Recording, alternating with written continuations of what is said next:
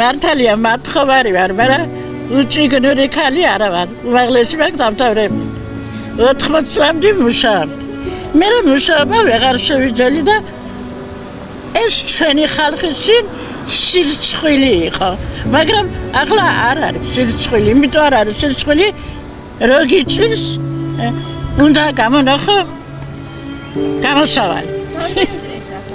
83 წლის. ძალიან მჭირს ვება. შენ გონი აქ მიხარია ბაბა? ძალიან მჭირს.